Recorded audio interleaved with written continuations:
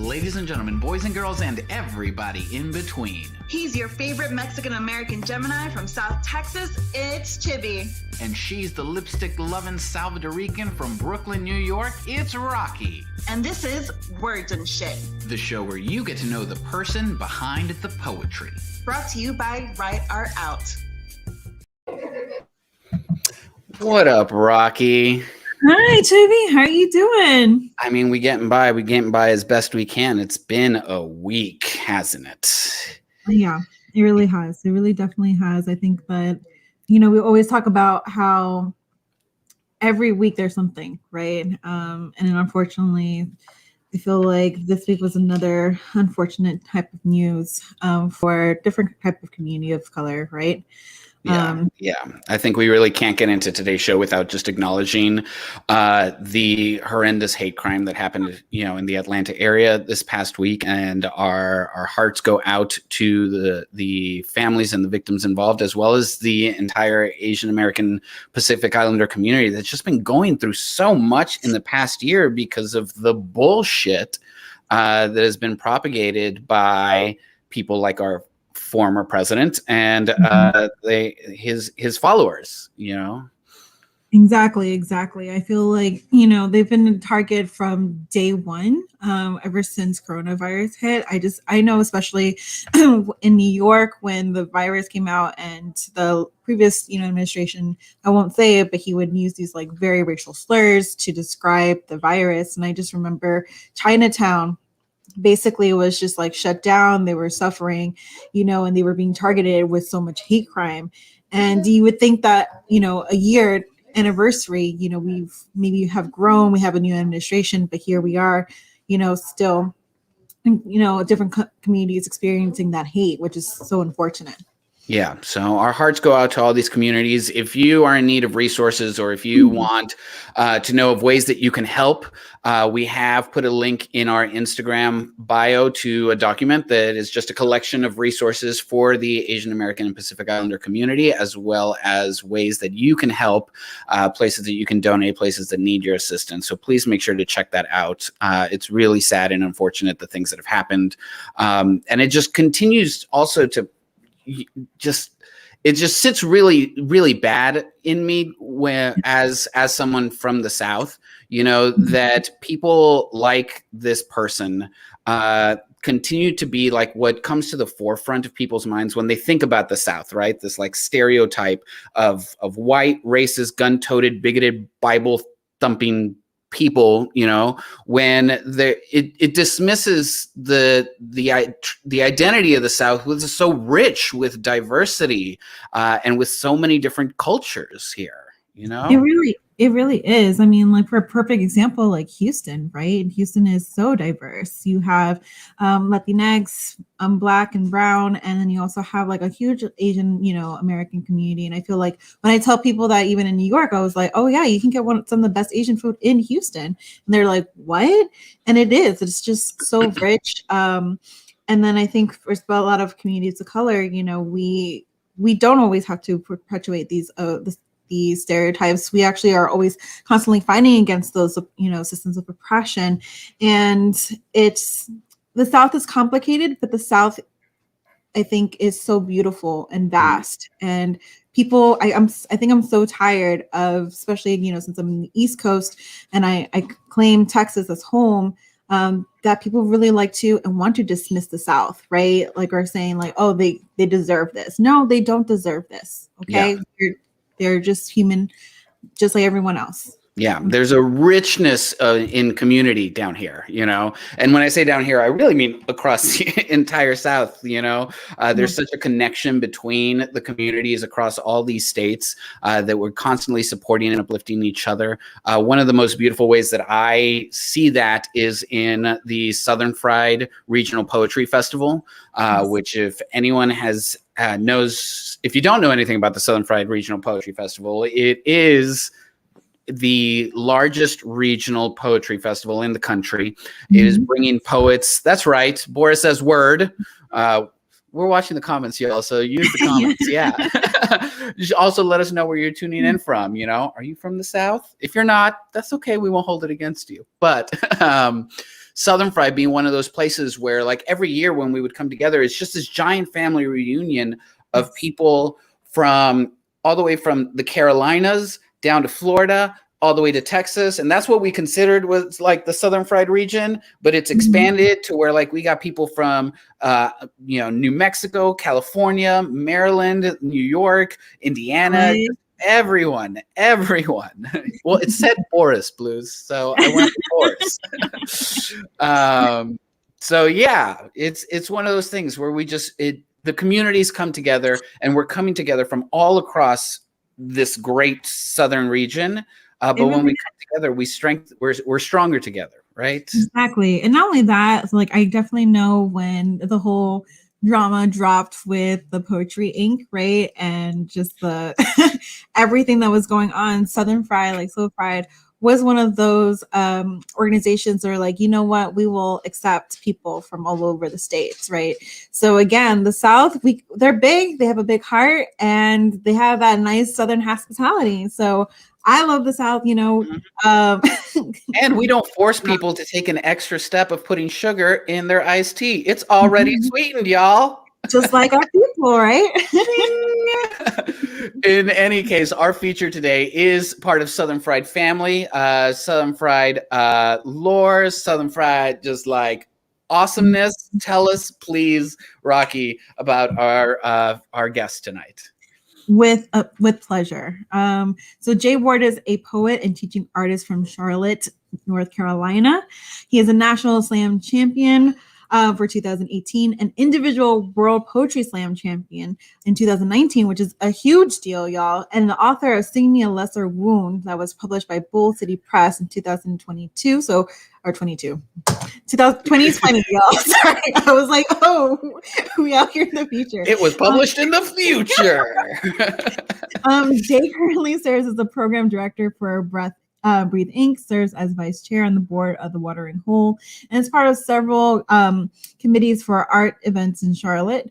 Ward has attended Breadloaf Writers Conference, Callaloo, the Watering Hole, and Tin House Winter Workshop. His work can be found in Crabfat Magazine, Lackadaisy Lit Mag, 4-Way Review, Diode Poetry Journal, and additionally on in Poetry, All Deaf Poetry, and Slam Fine.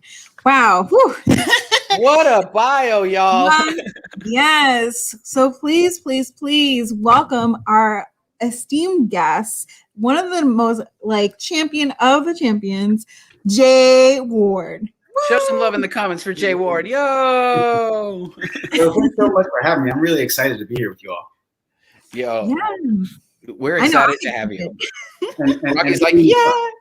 Hearing y'all talk about Pride really got me hyped. Oh, Lord. It's something that, like, I know I've been missing. I'm sure you have too. And just kind of like get this idea of just coming back together as a community. Like, I can't wait till we can get back to this. Oh my God. For real. You know. I know. I'm excited. Hopefully I'll go to San Antonio and be like, hey, can you let me host? Just let me be on stage. Let me just interact. Right? No, but it's so great to have you. Jay, we've been following your success and so fried. I think you are definitely a voice of the South, one of the most iconic voices of the South, right? For the spoken word community. So, and I think you're just like a dope person. This is true. This is true. And if you love regular Jay Ward, wait till you get to know drunk Jay Ward. That is a person to know. Whoa! Which, by the way, started not only at Southern Fried, but it started in San Antonio. Mm-hmm. The origin of Drunk Jay was in San Antonio. I was not there, but I heard the story. So wow, we really are just spilling the tea right away. Sorry. Hold on, let me just take one more sip because I was like, wow. There we go. I'm gonna get a refill in a moment. So every time we bring someone into our podcast, obviously you're going to be sharing a lot of intimate things about you. We're going to get to know you, and I feel like you're already one of our friends. So we always do a little check-in, and it's basically I ask, how's your heart doing, friends? Like, how's your heart doing this week, this month, this year, like through this like banderia? How are you doing? Thanks for asking. I'm good. It's been a year. I don't know how to describe it other than a year. It's been crazy. A lot of adjustments and a lot of repercussions from ignorance that was planted 4 years ago, which I think you kind of talked about at the top of the show. But I can't complain in terms of the quarantine. I really hope that the pandemic era is on its way out with the vaccines and with better hygienic practices and a return to whatever normal might look like for us. But overall, I'm doing all right. I'm doing good, I guess. Good to hear. Good to hear. I'll drink a little bit later, and then the answers will get less boring.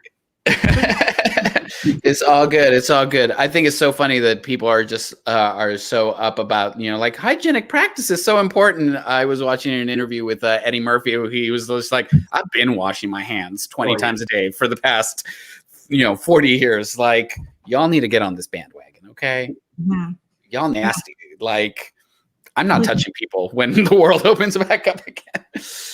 I know. It's just like, what do you mean you don't know how to wash your hands? What? Right. Like in between, not like, We need a song. We need a song. But the number of colds and flus have gone down dramatically just from people doing the basic stuff that they should have been doing from the time they were toddlers. Which goes to show they weren't doing it before. Y'all nasty. I ain't touching you when the world opens back up again. I'm going to elbow people for the rest of my life, I've decided. Yeah. All right. Well, before we jump into the poetry and really into the conversation, we want to open up the show with this segment that we like to call speed dating. Mm-hmm. And it's just a way we're going to shoot some questions at you just for the audience to quickly get to know you. An audience, that comment section is there for your use. Please use it. So feel free to answer these questions as concisely or as in depth as you feel like you need to. We may, dive into your answers a little bit. We may just, accept them and move on. But let's start with first question. What is your favorite thing about Charlotte, North Carolina? Wow. So I moved here from the DC, Maryland area, which was really, really fast paced. And I didn't realize how fast it was until I look at it like a hamster. Like, you don't know that you're just moving until you get off the wheel. So I think the main thing is that it's slower. It's not too slow, but it's slower and not so fast paced. That's basically it. Yeah. I feel like when I came back to New York and New Jersey, I was like, I'm too slow for these people, right?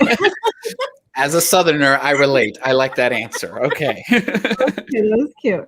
All right. So, Jay, what's your go-to drink, especially on Poets Up, your podcast? So, well, my go-to drink is Hennessy. 'Cause I like cognac, and Hennessy is the stereotypical mascot drink for me. But on the Poet Up podcast, it's bourbon, because Jamal usually supplies all the liquor, and he's a bourbon guy. So we've been drinking Old Tub lately, which is it's really good. It shouldn't be good with a name like that, but it's really good. I was going to say. What are you talking about? We all know the best liquors are made in an old tub. The best drugs are made in an old tub. If it wasn't cooked in someone's bathroom, then I ain't paying premium for it. Yeah, basically, it's not moonshine of some sort. But okay, we're learning things. Go for it. We'll take it. All right, here we go. My favorite question to ask: what is your favorite dish? Man, chili and cornbread. Spoken like a true Southerner. Wait. Do you also are you partial just like regular cornbread, or do you like jalapenos in your cornbread? So I do like jalapenos in my cornbread. It's just not a thing where I'm from. So I'm just like the regular cornbread. But when I'm able to get it with jalapenos in it, it's good. Yeah. One of these days, I'm gonna make the Southern Fried Family my chili because I make some damn good chili. I'm just Yes. throwing it out there. We can't go with one day. We got to put a date on this. So. All right. Southern Fried 2022 back in San Antonio. Chibby's chili. All right. And this is going to be our last question. Okay. So, what kind of superpower would you want, and would you use it for good or evil? I'm always the person that answers this wrong. I feel like everybody else either goes with flight or they go with invisibility or something like that, or strength. And I don't have an answer. I would definitely use it for good, whatever the power was. You know, I think I would have the power of, you know, what I think is underrated, the power of luck. Is that domino? I think that's domino. I don't know. I would, like, if you talk about Harry Potter, I just definitely know there's a lucky. Or it's the ¿cómo se llama? Scarlet Witch, the power of probability. Oh yeah, yeah. Maybe. Is that what you would choose? What would you guys choose? Oh, me? Mind reading. I'm so insecure about everything that I want to know what people are thinking so that I don't have to guess that easily. That would be my answer. Yeah. I think I would do something like Black Canary, where I could just like do supersonic with my voice, right? Very like feminist, like I want to use my voice, like shout these men. That's super metaphoric, super poetic. Yeah. Yeah. Very Sindel from Mortal Kombat. So Rocky said that was the last question, but I got to ask this question. The Blues threw up. Do you believe in wearing matching sweaters? I don't know what this question means, but you do. Yeah, Blues. Yeah, so my fiance and I, we wear matching sweaters a lot sometimes. So that's you know, Blues. Good to know. See, speed dating. We're getting to know you. All right. Well, that was just a taste of the conversation. We're going to dive deeper into the conversation in a little bit. But right now, what we want to do is hand the show over to you. Before we do, again, to the audience that's watching out in YouTubeville and Facebooklandia, use the comment section, show some love in the comment section. Also ask your questions when we come back into the conversation.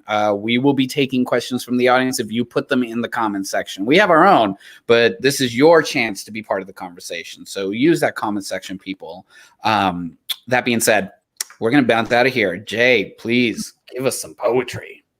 Okay. All right. I'm really excited to share some stuff with y'all. I up until about maybe 30 seconds ago, I really didn't have an idea what I was going to share, but I got some things pulled up here. So we'll go back and forth between reading a little bit and maybe performing a little bit. So this is a newer poem. The original draft of this was probably 1.5 years ago. I just didn't know what I wanted to do with it. So I don't know how this is going to go over in Texas. I am a Cowboys fan. However, this poem is kind of against Jerry Jones a little bit. So it's kind of an erasure poem that plays around sonically, but it's an erasure of stuff that he didn't actually say. It's just my interpretation of things that he said to his players during the NFL boycott, and his whole viewpoint on the NFL boycott, which makes one of the things that makes it hard to be a Cowboys fan. So Jerry Jones addresses his players regarding the NFL boycott. Listen, ain't no slave if you get paid, and a field ain't antebellum if you on one instead of in one. Don't confuse what we gave you for something you earned. Wait, a cotton picking minute ain't training camp hours, just like good old pigskin ain't chitlins. You conflating patriots with runaways, not my boys. Holdouts might get cut. Where is your hand? On your heart or wallet? Or over your mouth? Yes, over your mouth. Your speech is free, but muffled deep in the heart of Texas. We play for the lights and for the song. Dance, dance. I said, dance.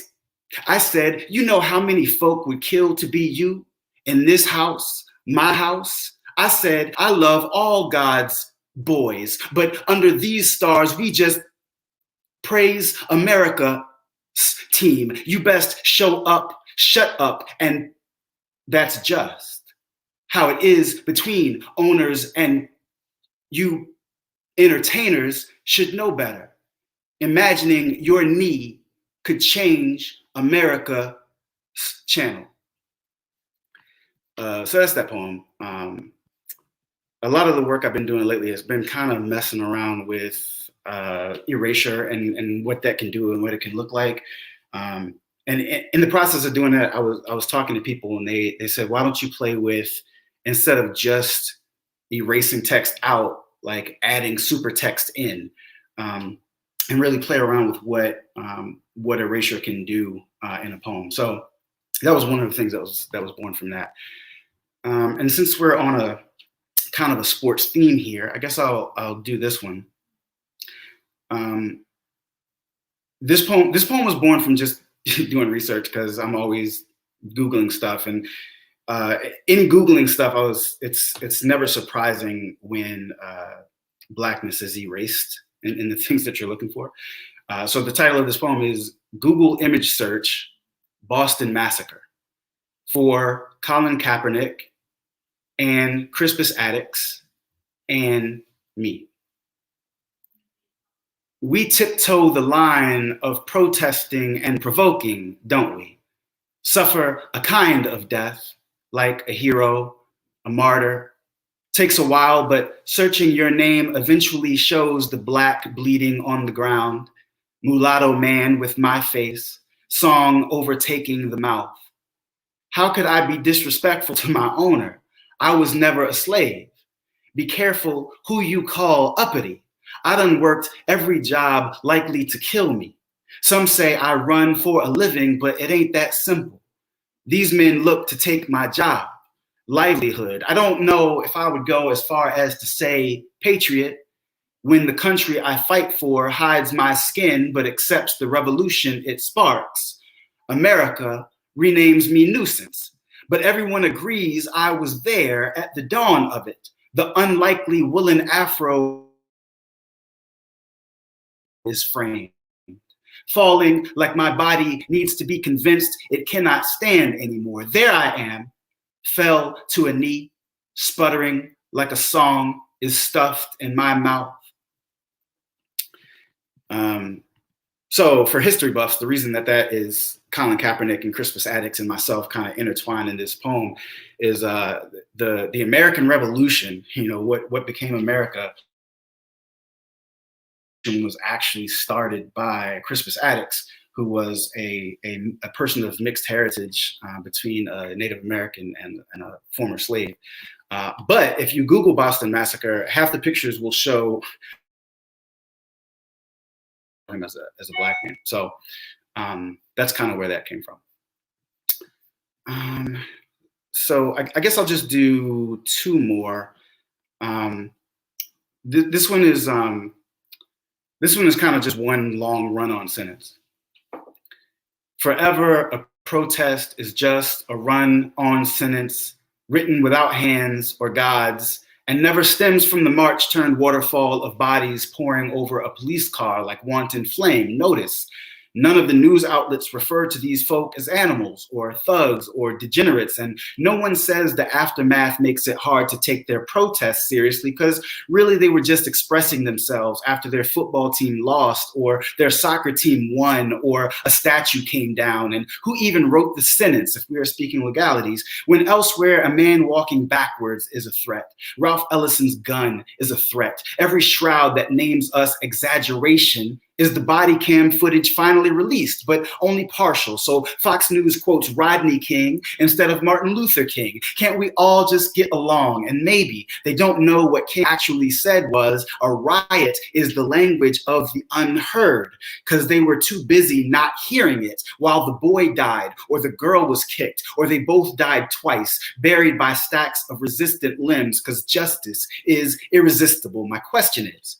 if Trump says bad cops are human and make mistakes too, and then a cop in the sky is quoted as saying the guy with his hands up looks like a bad dude, and later a white supremacist is taken alive and to Burger King after killing everyone in the church, are we praying to heaven or feeding an idol? Or maybe the question is, how do we do this so it makes sense? stops when it's supposed to? Why do we have to break rules in the name of clarity just to be scolded for use of particular grammar? Notice my hand is not in this. The ink keeps moving on its own, red and indelible. Notice how tiring it can be not seeing color. We see blood and you see black. We see protest and you see black words. We see poetics and you see ceaseless volleys that pain the ears but go unheard. Become an Exodus labeled beast, meaning it's easier to focus on words than injustice, broken windows than oppression, meaning if it exposes you the problem and you yelp, and I misquote King, a hit dog will holler, or I misquote God, we will tire out if we don't win the race for life. Then and then and then and then I will stand on a street corner in my Sunday best, screaming all the scarlet text at apathetic passersby. Who wrote this poem but you? Who but the zealot who scribes himself holy? All right, so I'm just going to do one more. Hopefully that's my 15 minutes, or that's my time. Yeah, I'll do this next one, which was kind of birthed by gentrification and just seeing the things that were happening not only in my local community but in other people's local community around the country. And I wanted to. This is one of the advice that I give young writers or give writers in general whenever I'm workshopping is to find yourself in the poem. Like, where's the you? Because sometimes we write about a topic and we hold that topic out here and we don't get ourselves in it. So I had to look at like how it's affected me and how it's affected people that I know, and like real arts communities where I've seen artists forced out and not being able to make a livable income because people come in to make the area better, you know? So that's where this poem comes from, and it's been a while since I've done it, so hopefully I get through it. We'll get through it together. In the beginning was the Word. The Word was Amen. And Amen begat paradise. Paradise begat a flaming sword, begat eviction, begat you don't belong here, begat redlining, begat you don't belong here either, begat give us this land back, begat urban renewal, begat my neighbor's got a deal on a house I can't afford anymore. Brook Hill Village is one of the last areas of affordable housing left in Charlotte. Its tenants are barely holding on to a neighborhood South Enders are desperately seeking to revitalize. Picture a house, single story, 3 adults, 2 children, 700 square feet, shotgun style. Shotgun style means if you open the front door and the back door, a bullet would go right through the house without touching anything. Except here, the bullet is a minimum wage paycheck. The bullet says to the shotgun, they laid off and I'm already fired. The shotgun says to the banker, yeah, that's the money shot. The banker says to the investor, don't fail me now, I got rent, baby. The investor says to city council, don't fail me now, I got rent, baby. The baby says, why, I'm a baby. But here's the point. The baby plays with blocks too. They all play with blocks. The gentrified block, the only block that can't milli rock. Block ain't hot, block is got. Block don't want you to live here because it decreases the value, but they want you to shop here to increase the value. The block don't want you, but it wants you. The block is guarded like a flaming sword, like a word from a banker. It says things like, happy are the poor. And maybe the poor are happy because we still understand what it means to pay last month's rent with this month's check, or next week's light bill with last week's grocery money, or go to a job we hate just so a family we love can have enough to barely eke by, but still understand what it means to have a family worth eking by for. Really, it's happy are the banks, since they shall inherit the land. If it's happy are the poor, when does the house give way to the Starbucks? When does the child give way to the pipeline? When does your grandma have to move clear across town just to make way for the new Kroger? You know, I took a walk through the arts district. I mean, this was after they raised the rent, so artists had to find a new place to live. But I'm sitting at this bar and they're playing underground hip hop music and there's basketball players painted on the wall. And I walk past a karaoke party where college kids are singing the words to Kanye's Gold Digger, except they only know the words to the chorus. She ain't messing with no broke Nick. You know what? some folk love to be surrounded by Black and brown culture, but not necessarily by Black or brown people. Let the church say amen. But here's the point. The bank ain't never been our God. Money ain't never been our Messiah. We got too much faith built up in family to convince us that losing a building could ever touch an everlasting foundation. Brook Hill says to the bullet, no. The bullet says to the shotgun, no. The shotgun says to the banker, to the investor, to the city council, this is my block. We will not allow another Noda. Brook Hill says no. Paradise says no. The word says, ain't you the paradise? And ain't you been resurrected before? And ain't this Black and brown gonna last forever, forever, ever, forever, ever? Yes. And ain't this poem just a prayer? In the beginning was the Word, and the Word was amen. Thank you.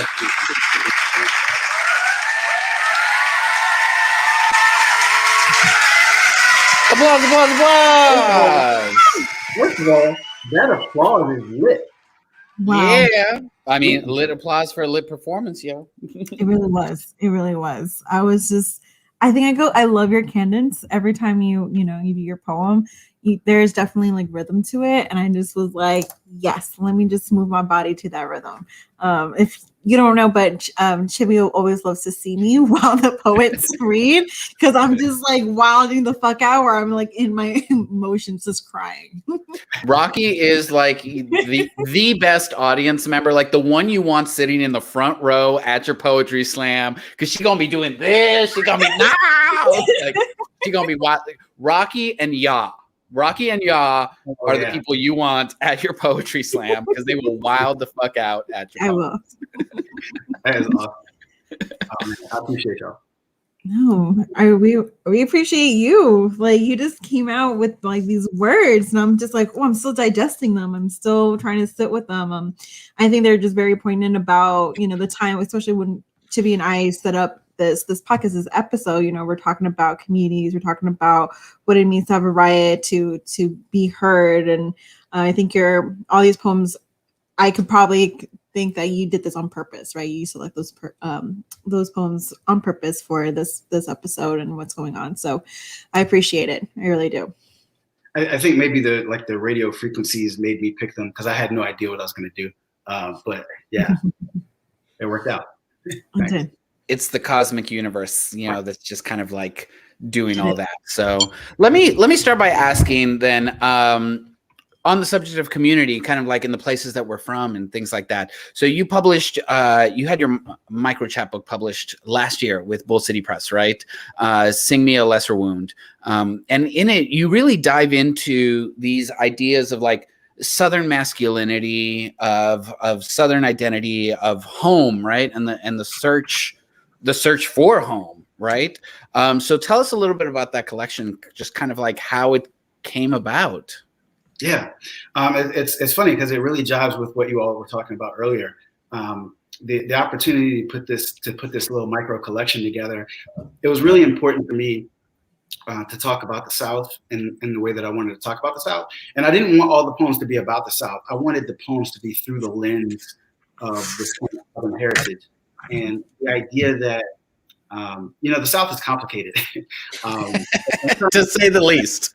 Yeah, trying to explain that to people, from a different region is hard because they only know what they've seen in the movies or what they hear in pop culture, and it's complicated. There are some things about the South that are not great, but when you're raised here, it's kind of like when you're raised with sibling or when you're raised with family. You can talk bad about family. Nobody else can talk bad about your family, and that's kind of how it is with the South. So, well, for me anyway. So it really felt good to me to be able to write through the lens of this Southern heritage and figure out what that means for me to be Black, to be also of mixed race heritage and identify as Black, and through this Southern lens, and be able to talk about a variety of things, and also like to be able to shout out my hometown, which is a very small hometown. Like my hometown is pretty small. When I was growing up, we had one hazard light. I think right now there's 2 lights in the town.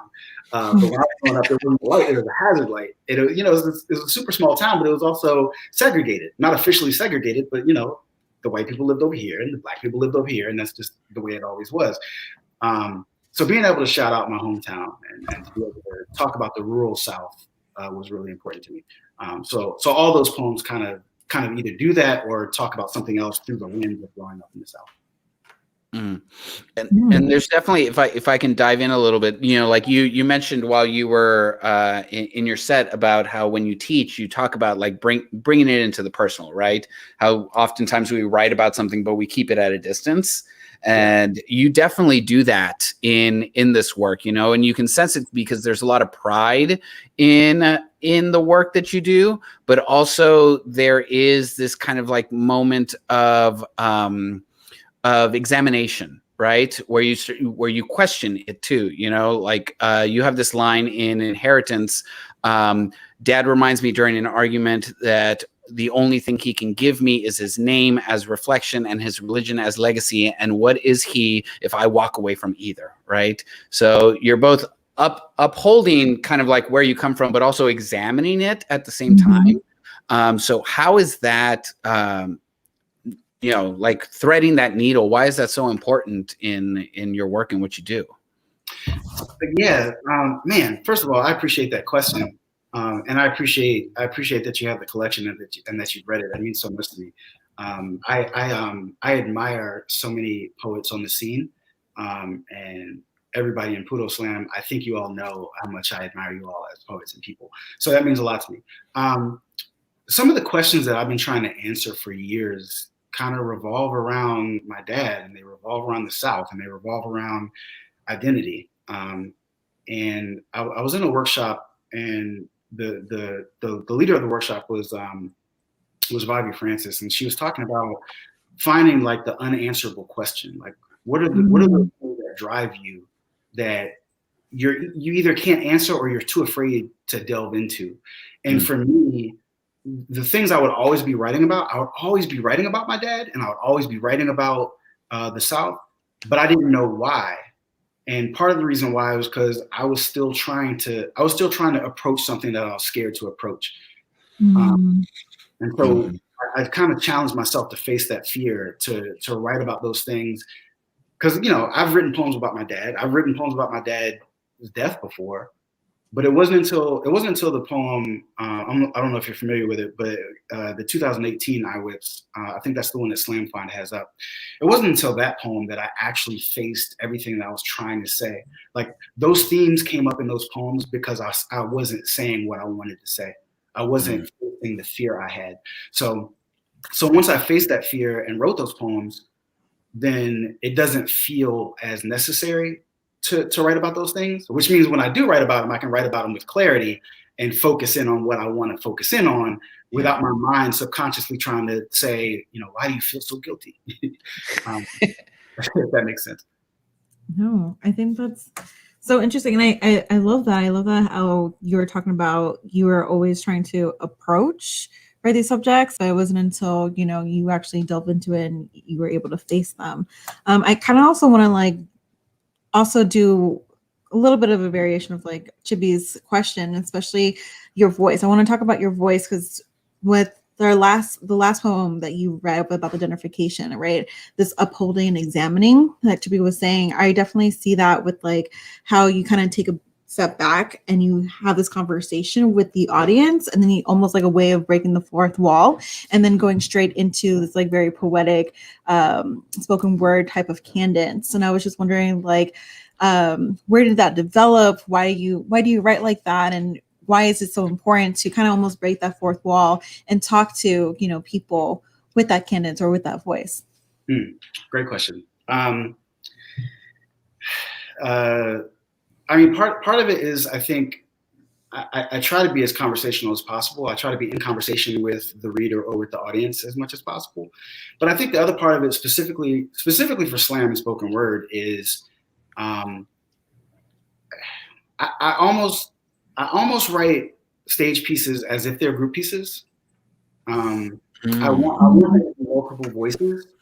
I want the audience to feel like they're in the conversation. So I always, Yeah, I always write it like there's multiple voices, and then I try to make the multiple voices sound like me, but also, give some kind of sonic break in the poem, so that people have a chance to sit back and think about what was said, listen, form their own answer in their own head. So that's like, oh yeah, that's my answer, and then I'm also saying their answer. So there's a conversation happening.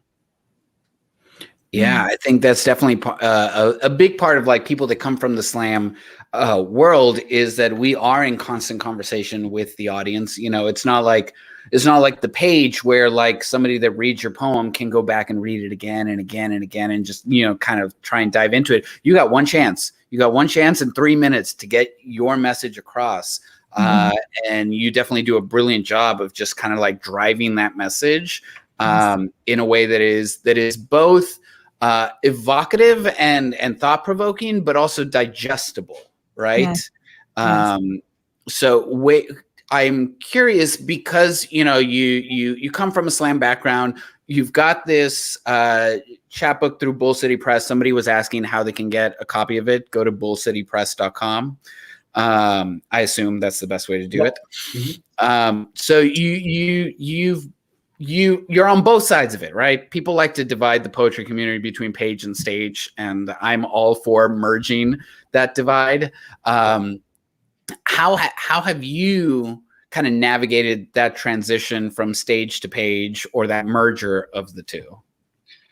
I think it took a while, but the workshops I was getting into, which I was super surprised, but some of the workshops I was getting into were mainly, page or literary poets. And I think all that taught me was we use the same tools. It's all, I don't look at page poetry and stage poetry as like two different genres. Like poetry is poetry, and that's that. And then you have different mediums. So like in visual art, if you're using a different medium, that might mean you use a different tool, and it might also mean you use a different technique. Like between charcoal and like watercolor, but it's still visual art. And the goal is still the same. And for the most part, all the like the aspect of ratios and all this stuff that plays into it, it's all the same. And that's how I view poetry. And what you said is actually spot on. The medium of spoken word or performance poetry requires that it be a little more accessible, that they can get it immediately because they can't sit with it on the page. But it allows you to really hone in and channel people's emotions. And on the page, you have to work a little harder to channel people's emotions. I don't look at one as better than the other. It's just two different mediums. And so for me, navigating them, there are people who are really, really good, and their page work could also be stage work, and their stage work could also be page work. That's not me. I think I know my limitations. My stage work is written for the stage. It's written for that medium. And the work that I do on the page is written for that medium. And what I do is I try to do my best to convey the exact thing I'm trying to convey on the stage, just modify it for the page is what I do. I mean, but there are writers who don't have to modify it because their writing is so stellar. I have to work too hard, and I don't have the natural talent for that. But that's how I try to navigate it. I try to present the same experience, just recognizing that they're two different mediums.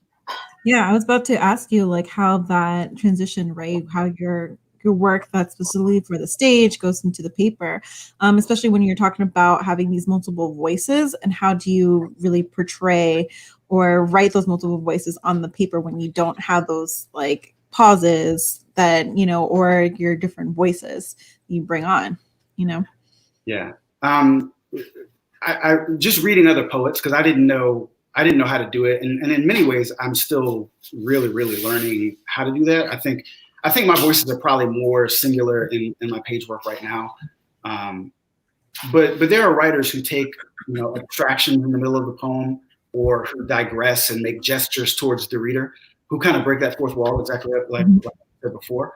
And it's really effective as a reader, being in the middle of the poem and then there's this gesture towards you. It can be disconcerting, or it can really add value to the poem. So reading other poets and seeing how they do it. And also, I guess I should say too, so many poets have crossed that boundary, that imaginary boundary between performance or slam even and work. So reading Patricia Smith, reading Danez, Franny Choi, and Walker Bridge, like so many poets. I don't even know like how to name so many poets that have crossed that border. Also kind of gives me inspiration and and figuring out how to do that. Most importantly is representation. Most importantly, knowing that it can be done. Yes. Yeah. I think that's great, especially, my next question would be, since we're talking about writing your words on paper, during the shutdown, like this whole quarantine, you've been working on your first full-length manuscripts, so can you tell us, like, what does that even mean? And what does that even look like? What does that mean to you? Yeah. And what are you writing about? Yeah, because I'm going to disagree with you real quick. You saying that like you translating to the page not work. Like you had your chapbook published by Bull City Press. You under contract for a manuscript. Like, no, you bullshit. And you know, like you can write for the page. Tell us about this manuscript. Yeah, but I also wouldn't use any of that work on a stage probably. But thank you, first of all. Yeah, so the book I'm doing. Thanks, Angelo. Angelo has been one of my readers for the manuscript. So I've been working on this manuscript for a long time. I won't say who it's being published by. I'm under contract, but I'll let that announcement come out when it comes out. But I will say this. I started working about 5 years ago on a manuscript that was about being mixed race and growing up in the South and kind of the things that go along with that. It was a finalist at Right Bloody, and it was also a finalist in Button's chapbook competition. But it wasn't making the cut. Like it was a finalist, but it wasn't there. So I sat with it for a couple of years and figured out like, what do I need to do to be able to tell this story? And then I decided that I was going to do some research on form, which I didn't do anything with form prior to that. So I took a few months to research forms, to figure out what form was good for what and how it worked and to figure out the mechanics of it. And I rewrote each poem in form and then broke the form and then took the form and combined it with another form and then broke it again. And through that process, just kind of figured out a little bit more about writing, about form, about myself, and kind of put together this manuscript that I'm really proud of that examines form and its effect on poems. It also examines my experiences, both as Black identifying and of mixed race. And of being in the South and all those things all together. So I think the way I'm putting it together is creative. I'm looking forward to it coming out, but I've done a lot of revision. Like most of the months of quarantine were hammering and breaking and hammering and breaking and then tossing out half of it and figuring out what works, and then going to manuscript classes with a few other people. Having them tell me what works and what doesn't work, and then breaking it and hammering it and breaking it again. So, that's almost to a close. I worked with a visual artist too on some of the poems to try to make them live on paper the way I would want them to live on a stage. So, yeah, I'm excited about it. Hopefully, it'll be out later this year or early 2022. I love that. And I mean, according to Angelo, like it's going to change the game. I know. And isn't that like the constant kind of battle that we go through as writers is the, like creating and breaking this back and forth. And I love that you bring up form. Because similarly, I've been on that same kind of like journey of just kind of like my background's in slam, but let's see what these people are talking about when they say shit like Sistina. All right. And I wrote this down because you were talking about erasure in your set. And I just learned about this form today. Speaking of Franny and Dinez, the burning haibon. I don't know if you're familiar with it. But it's where you have a prose poem and then underneath it, you have an erasure of the prose poem. And then underneath that, you have an erasure of the erasure that forms a haiku. That is this idea of like taking a form that exists and then just kind of like making it your own. And it just like. Yeah. I've heard of a high bun. I've not heard of a burning high bun, and now you're gonna make my editor mad because I'm you're gonna go back. yeah.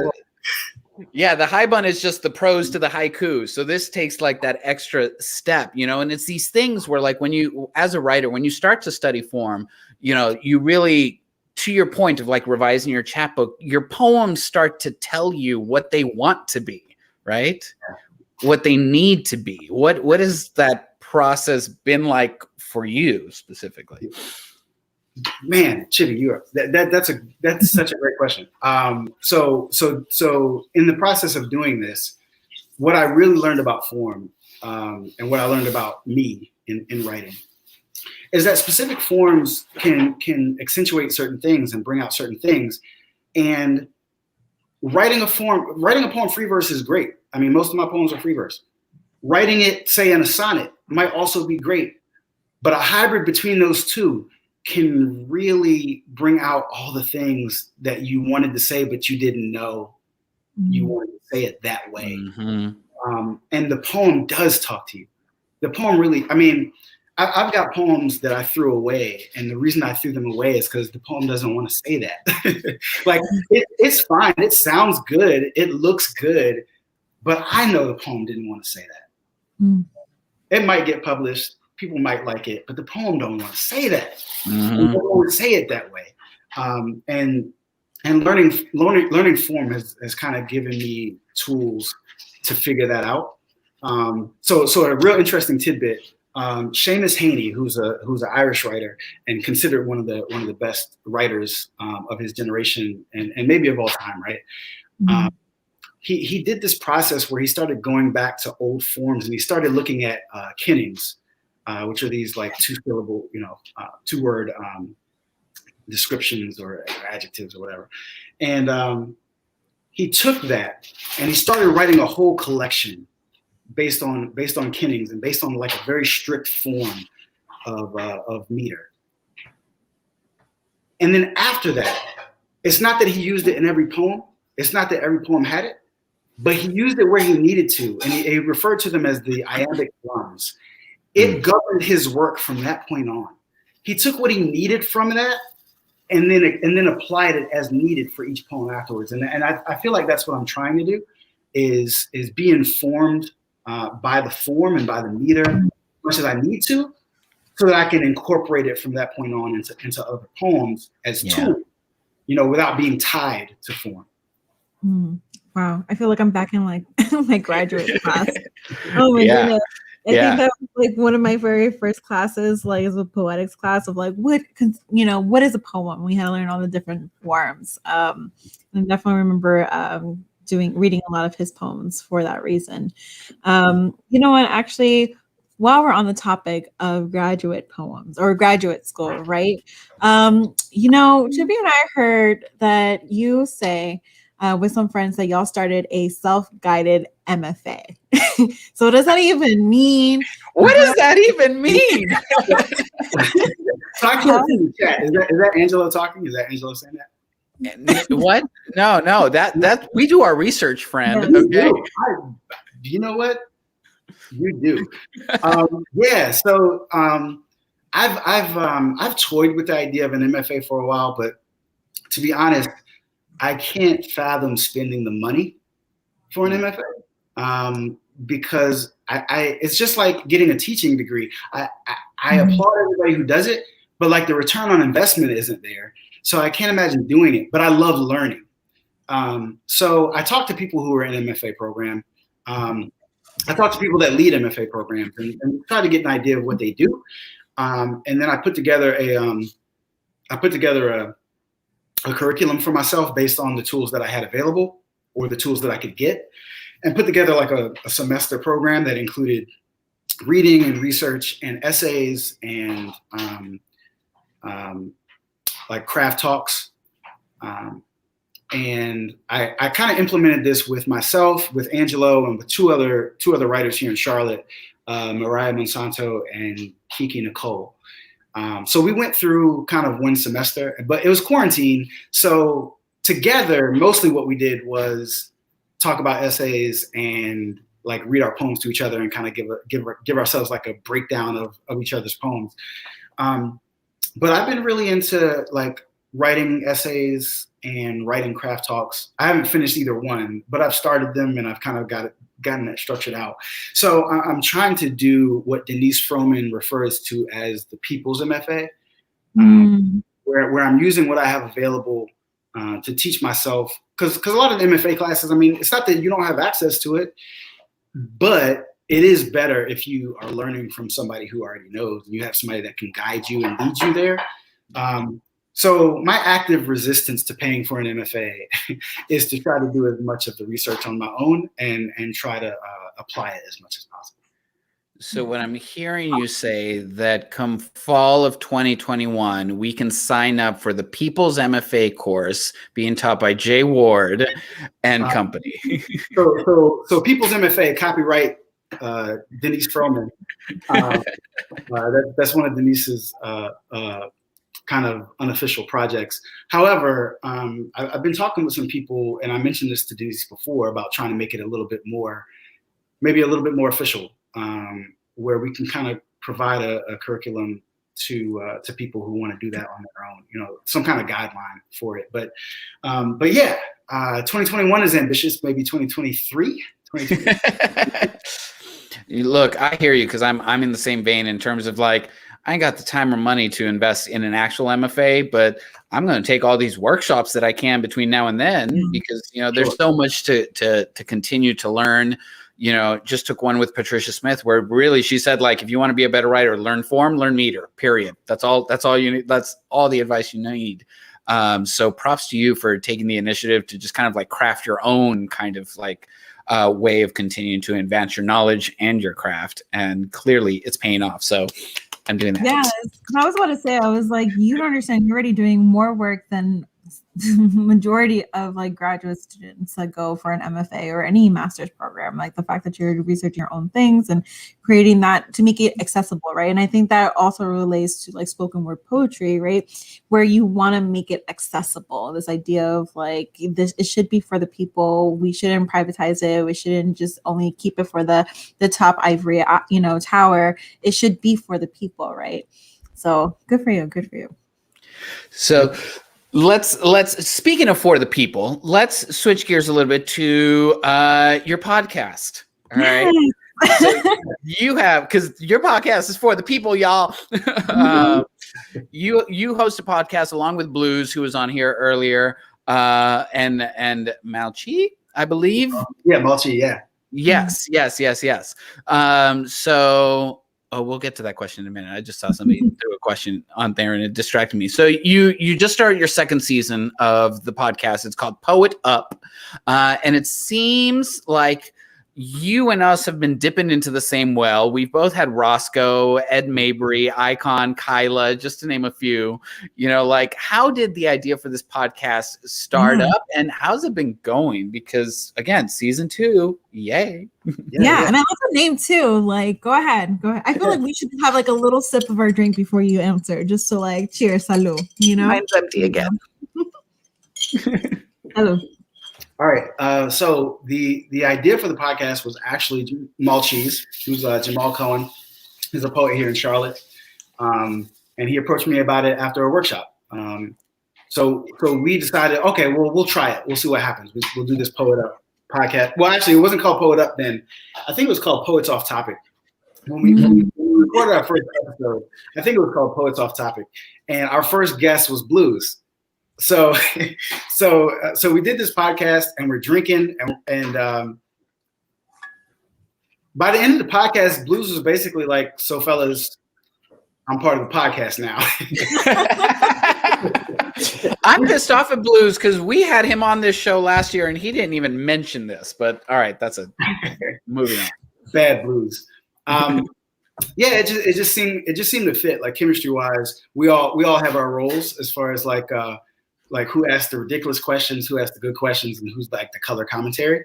So it kind of worked out. And drinking also makes it super easy. The name Poet Up came up during the podcast. It was the episode was going to be called Poets Off Topic. And then at some point during the podcast, I think Blues said, yeah, let's Poe it up. And then I was like, hey, what if it was Poe, like Edgar Allan Poe, it up? And they were like, yo, that's whack. And then we were like, okay, well, then. Okay, George's like, wait. Yeah. Bring it back in. Yeah, but yeah, it's been going well. We like it. It's fun. The guests have been great. And like, congratulations to you on this podcast. This is an awesome podcast as well. I don't think you can have enough. I think we have so much talent out here in the poetry community. You can't have enough. And I can tell by sitting here right now, like the questions you all are asking and the research you guys are doing. Like this is a podcast everybody needs to listen to. So I hope that the audience that is here now stays, but let's find a way to grow this podcast as well, because this is great. I know. I love, because I follow y'all on Instagram, and I love the fact that you actually go to a studio. Do you go to, right? You go to an actual studio, even during quarantine, to go and like do it's this? Small house. we dress it up with microphones and liquor bottles. Okay. but we do like being together. Like for us, the chemistry was really good between us, and we tried to do like a Zoom where we were all in different places, and it was okay, but it's not the same, because half of our chemistry is us like joking on each other, and noticing things. Like I think one time Blues tried to unscrew a Crown Royal bottle, and we all caught it because it was right there. And so we rag on each other a lot, and I don't know, it works better when we're together. I love it. And of course it was Blues that came up with the name. Get that NASCAR money, Blues. I hate you. And you know what? You're entirely right, because all of these, there's a number of like poetry podcasts that are out there that are writing kind of different waves. Like a few years ago, Desiree Della Giacomo and Donnie Rose started Drawl, which was about Southern poets and celebrating like Southern poetry. There's Verses with Dinesh Smith and Franny Choi that gives me this really heady poetry kind of like vibe that I really enjoy. Listening to y'all's, it's just a couple of guys just kicking back and talking shit and having a good time with other poets. And then we've got us, and if you're watching this, you know what us is, so I'm not going to expand on that. But I appreciate what you do, and adding other voices to this conversation that, like you said, there needs to be more of it, and there needs to be more visibility to it. So like, subscribe, rate, review, wherever you. I always feel like, especially, poets, I know that, y'all are trying to, it's just about community, right? And to me, it's not a competition, right? I definitely want to see you eat. I definitely want to see you grow and flourish and everything. Like, I don't, if we have the opportunity to basically highlight y'all, because y'all are doing the work, right? Y'all are doing the work. I love the little emoji. I do love your little logo with the little emojis and everything. Yeah.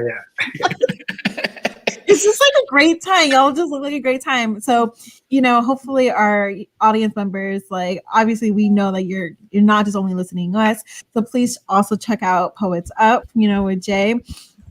And we're just here about promoting and building community. So there's only love. I'm putting that in the chat wherever you get your podcasts. And by chat, I mean comment section. What platform am I using? Okay. Switching gears a little bit. We've seen you compete at Nerd Slams. Yes. Yes. We have seen you compete at Nerd Slams. It is no secret that you are of the nerd community. What would you say is your area of nerd expertise? Definitely Star Wars. Okay. Maybe a few things outside of that. Star Wars is the biggest one. Okay. So let me. I will say I'm about moderate level of knowledge when it comes to Star Wars. I was going to say, I see you. Yes. Do you have more? I definitely know. I was like, oh, Chibbi, I just saw like your face like, How do I? I mean, I know Star Wars. I've seen all the movies. You know, I've seen the first three multiple times. The second three a few times. The newer ones not so much. The Mandalorian is still on my to-do list. So I know. The Mandalorian may be better than all of them except for the original trilogy. Yes. But I'm not gonna. We can't spoil it for you. Like the second. The end of it was great. Someone spoiled it for me, which I was like, wow.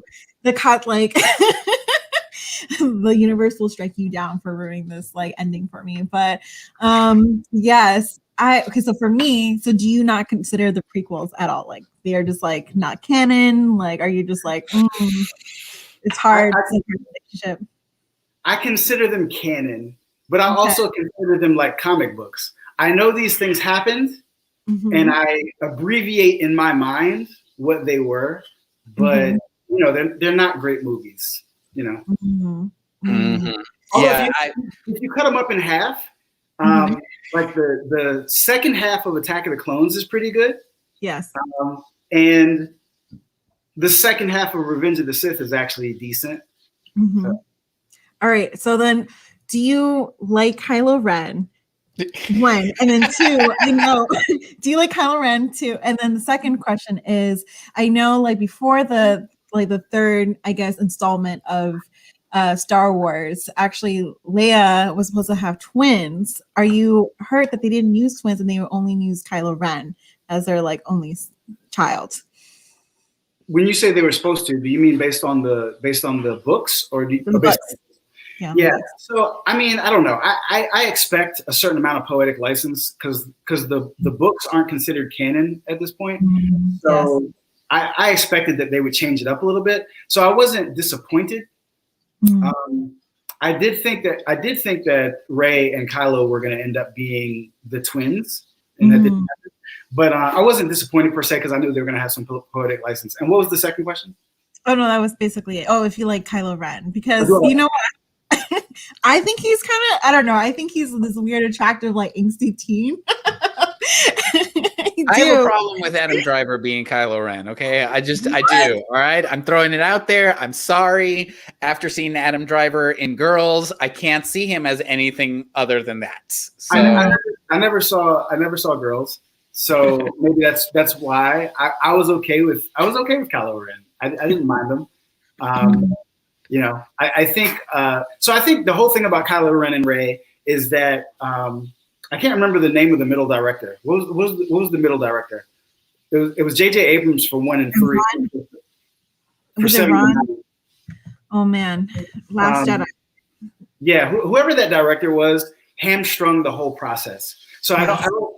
The second movie to me was definitely the weakest, and the third movie felt like it was just trying to. It just felt like it was trying to correct everything from the second movie. Like everything felt like a direct opposition to everything we learned in the second movie. So it was hard to take it seriously. So I don't know. I thought Force Awakens was pretty good. I thought Last Jedi was everything involving the Force. I think was okay. Everything in space was dumb to me. And then Rian Johnson, Rian Johnson. I know. I was like, I have to say Rian Johnson the part. Yeah. I don't know. I like Kylo Ren. I don't think I liked what they did with him ultimately, but I do like Kylo Ren. See, I have like a unpopular opinion where I just don't like Rey and Kylo Ren together at all. That was just so weird. That kiss was forced. That kiss was like almost like predatory. Or is that genius? Or did you have the same feeling? Tell me, Jay. Tell me the shit. Go ahead. Did you have the same feeling that you did rewatching the original trilogy after you knew that Luke and Leia were brother and sister? You had that feeling because you expected Kylo and Rey to be brother and sister, and so you were like, "Ill, yuck." So was it actually genius? There you go. I'm just saying, was it actually genius? There you go. There you go. Now we're taking the deep dive. I love it.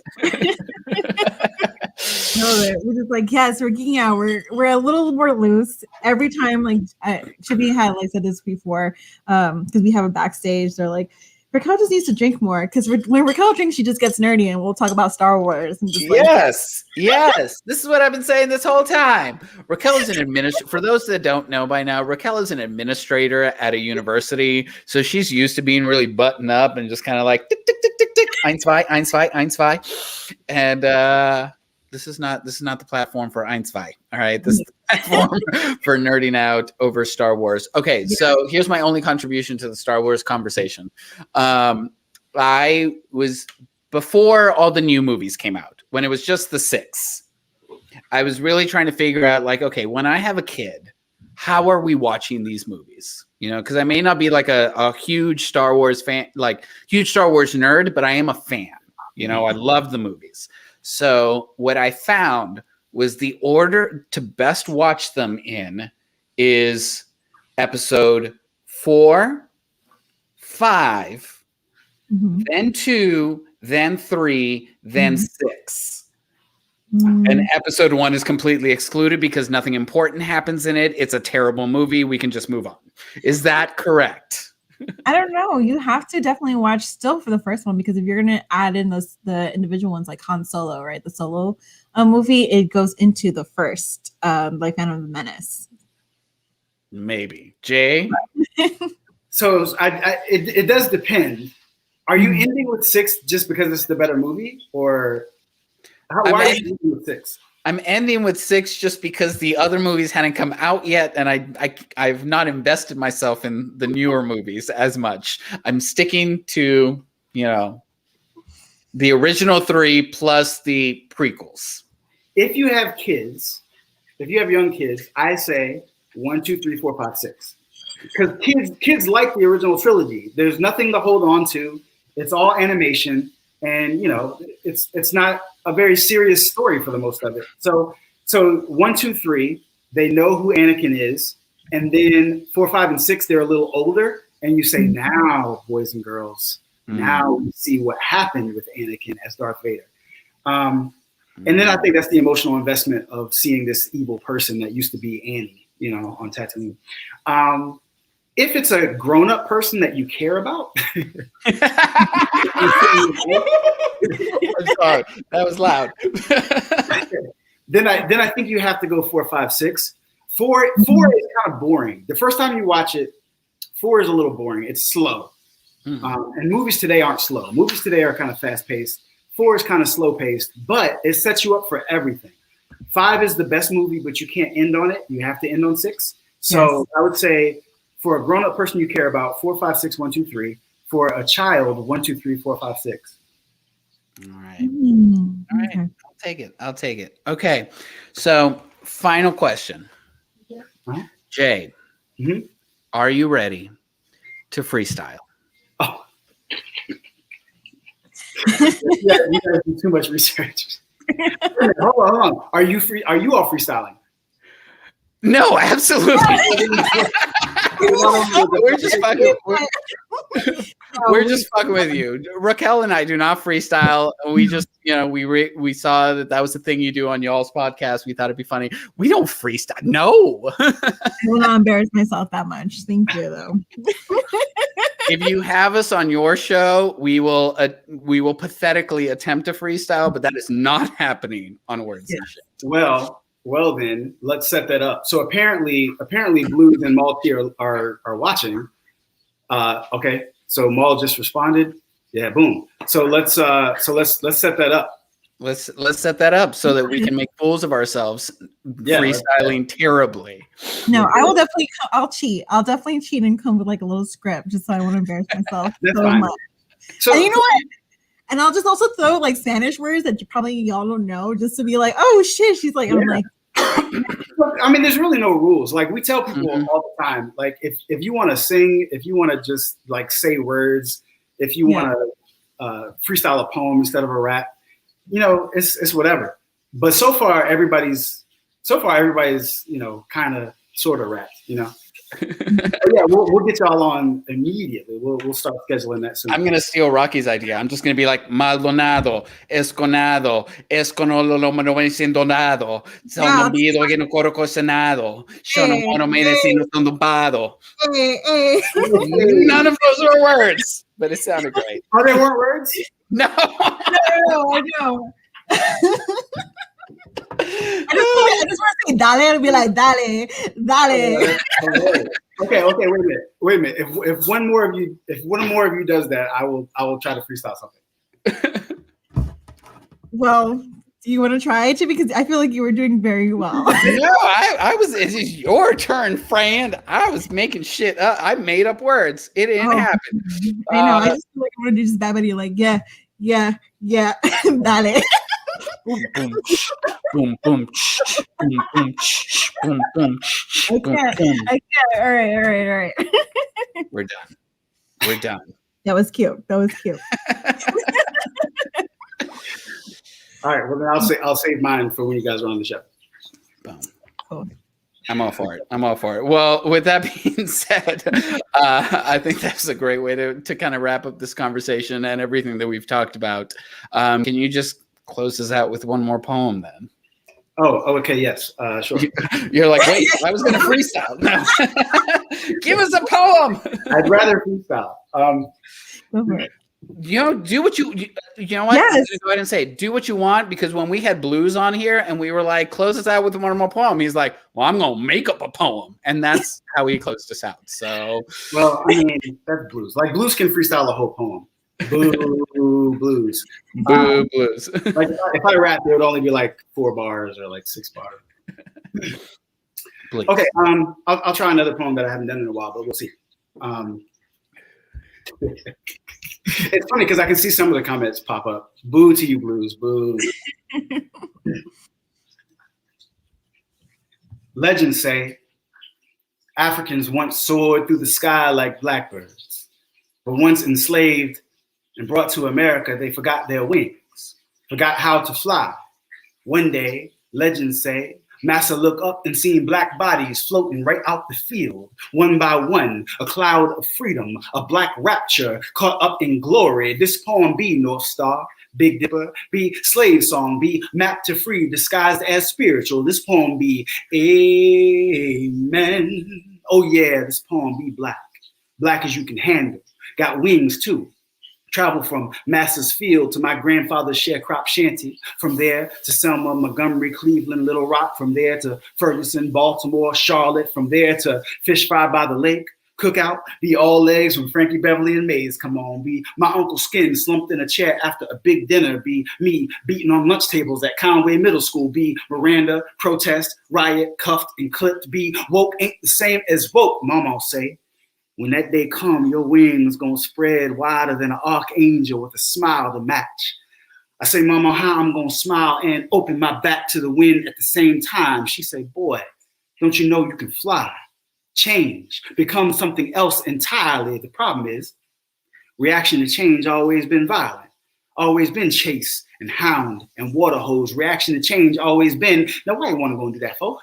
Why you wanna go and mess up a good thing? Why you won't not be satisfied with what we gave you? See, we never should have gave y'all nothing. What are we going to do about Harlem but take it back?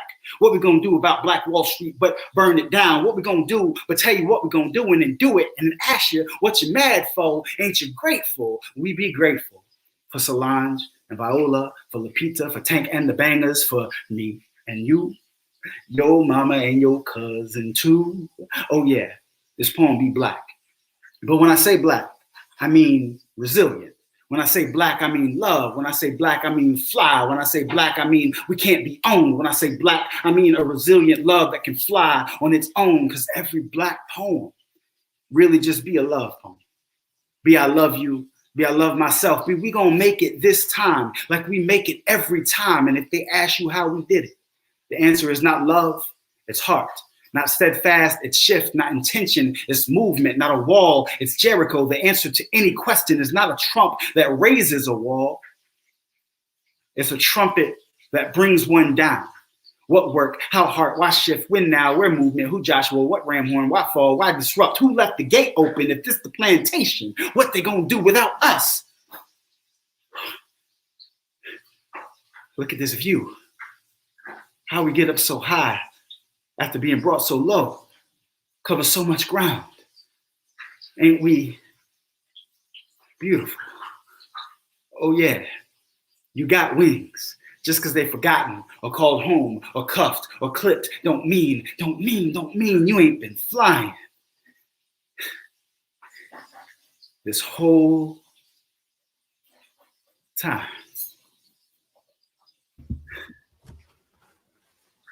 Thank y'all so much. Applause, applause, applause, applause, applause. Wow. It's always such a joy to like just hear you read and perform. So thank you. This has been a great episode. I'm so glad to see your friend, see you, friend. You're doing well, and you're still just like giving chills to people. Yeah, thank you so much for being on here. I know we have it displayed on the screen but for anybody who's listening to the podcast afterwards, where can people find you? Where can people find your work? Where can they get in touch? All of that fun stuff. Yeah. So the book, Sing Me a Lesser Wound, microchat book is only $4. It's available at bullcitypress.com. The upcoming book I'll make announcements about on Facebook is just Jay Ward. On Instagram, it's the letter J, WARD 2030. And yeah, I guess that's it.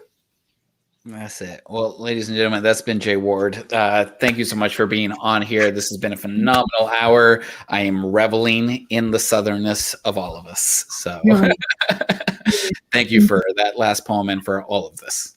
Thank y'all so much. It's been great for me. It's been a great episode. And y'all do your research. Y'all really do your research. All right. Oh, Raqui. Chibbi. Wow. Raqui. Chibbi.